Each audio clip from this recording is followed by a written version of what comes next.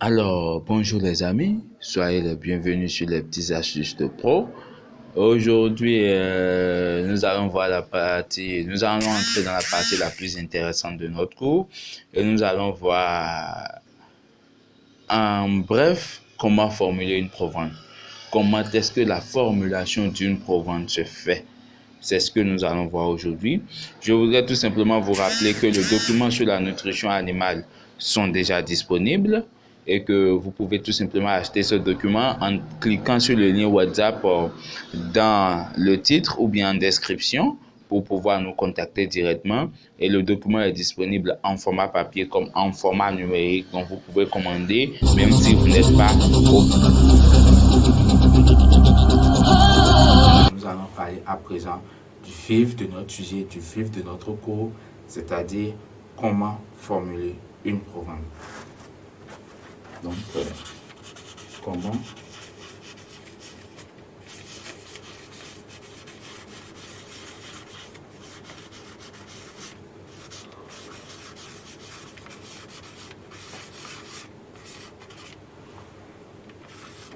comment est-ce qu'il faut formuler une provence?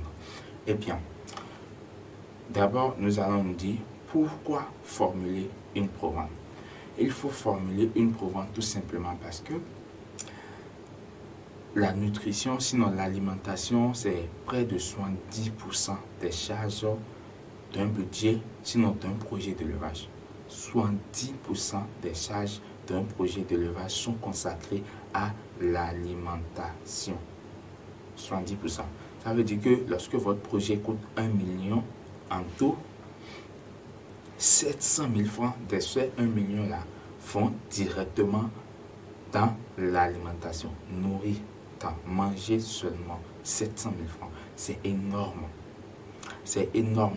Et ce qui fait que lorsque cette alimentation-là que nous sommes en train de donner ne répond pas aux attentes des animaux, eh bien, nous n'avons pas de production. Alors que nous sommes en train de nourrir, nous avons accepté de donner 70% pour nourrir ces animaux-là, parce que nous attendons quelque chose en retour.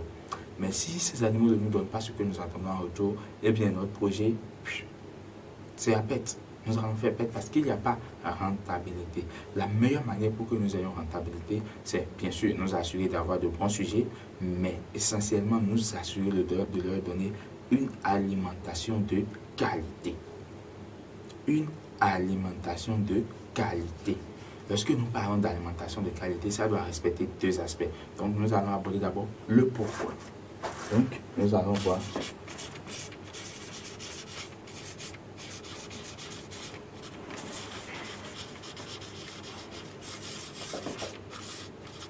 pourquoi formuler. Eh bien, lorsque nous parlons d'alimentation de qualité, ça se base sur deux aspects très importants. Nous avons d'abord, au premier aspect, l'aspect physiologique. Donc, nous avons deux aspects. Le premier, c'est l'aspect physiologique de l'aliment.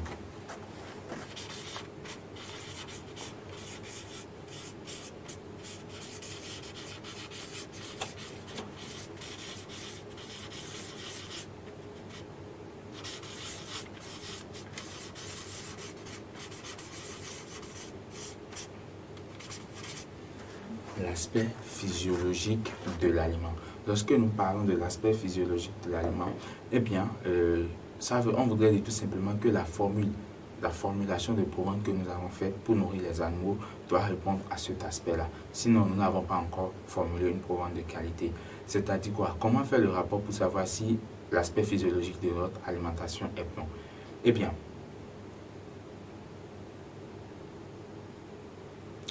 est-ce que la question qu'il faut se poser, c'est de savoir est-ce que cette formule de provence que nous avons fait nous permet d'avoir 1 kilo, sinon 1 kilo de viande, mais qui nous permet d'avoir 1 kilo de viande, sinon 1 kilo de produits, que ce soit lait, viande, chair ou œufs. C'est-à-dire, est-ce qu'avec 1 kilo d'aliments, nous avons droit à plus d'1 kilo de production qui doivent revenir nécessairement plus cher que les 1 kg d'aliments. Bon, de façon un peu plus bref, je dirais tout simplement, lorsque mon alimentation me coûte 300 francs, si je donne 1 kilo d'alimentation à mes animaux, est-ce que on me retourne plus de 300 francs? C'est là que nous parlons d'aspect physiologique.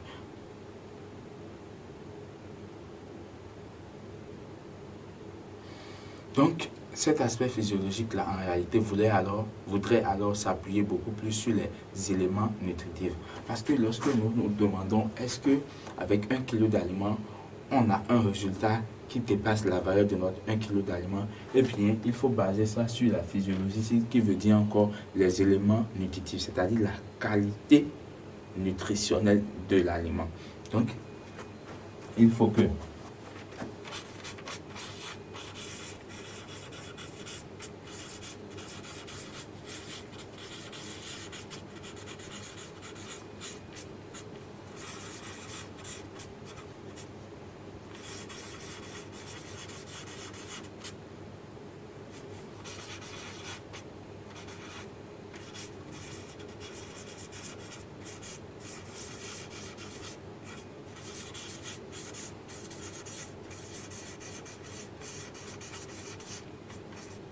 Donc, il faut que, en réalité, l'aliment soit consommé pour plus de production. Donc, il faut que c'est 1 kilo de mon aliment, 1 kilo de cette provenance, de cette formule que j'ai faite, lorsque je la donne aux aliments qui mangent, le retour sur ce 1 kilo-là me revienne, c'est-à-dire me soit rentable. Lorsque je dépense 300 francs pour le kilo d'aliments, eh bien, je dois avoir un retour supérieur à 300 francs de produit.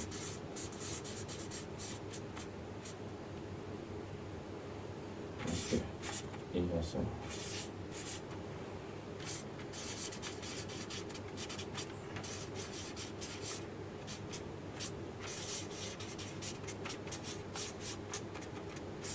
Donc, il faut que lorsque je fais 300 francs, lorsque le kilo d'aliment me revient à 300, les 300 francs de kilo d'aliment, lorsque je donne, doit me donner forcément, doit être supérieur à 300 francs de produits finis, que ce soit la chair, que ce soit l'œuf ou que ce soit le lait. Lorsque ce n'est pas le cas, alors notre aliment ne respecte pas les conditions physiologiques. Donc, notre aliment n'est pas assez riche pour pouvoir subvenir aux besoins de ces aliments. Nous allons à présent voir un autre aspect, c'est-à-dire le second aspect qui vient après l'aspect physiologique, c'est l'aspect économique.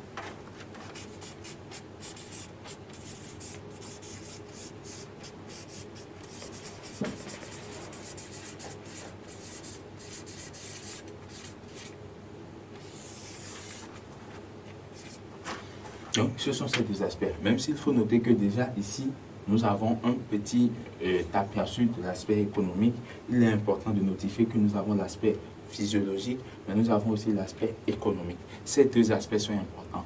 C'est pourquoi il faut formuler. Si nous formulons et que les deux aspects-là ne se retrouvent pas, ou un de ces aspects ne s'y retrouve pas, notre alimentation n'est pas encore une alimentation de qualité. Il faut encore chercher la formule adéquate pour pouvoir nourrir à bien les animaux et avoir un résultat. L'aspect économique nous demande de poser la question qui suit. Est-ce que mon aliment se fait consommer le moins pour un résultat de plus? C'est pourquoi j'ai parlé c'est pour ça que je disais que nous en avons déjà parlé un peu plus dans l'aspect physiologique. Jusque ici, on base les choses sur les nutriments, sur la valeur des nutriments, la qualité de l'alimentation. Ici, on parle sur la qualité économique de l'alimentation. Est-ce que l'alimentation là nous permet de rentabiliser? Donc, pour faire un petit aperçu, sinon, pour faire bref, nous allons dire tout simplement, est-ce que mon alimentation me rentabilise ma production? C'est la question.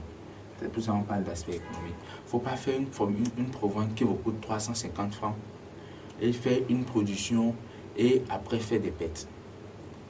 Non, c'est impossible. D'abord, le but pour lequel nous sommes en train d'organiser ce cours, c'est ça. Aider les gens à pouvoir faire leur alimentation et leur revenu moins cher. Pour que ça puisse les revenir moins cher.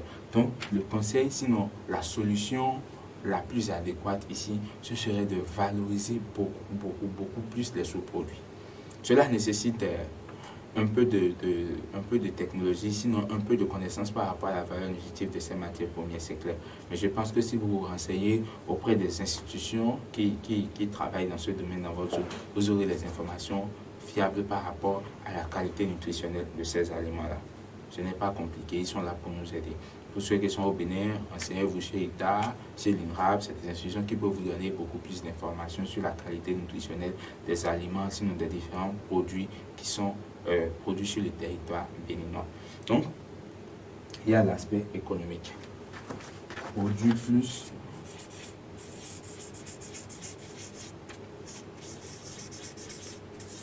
avec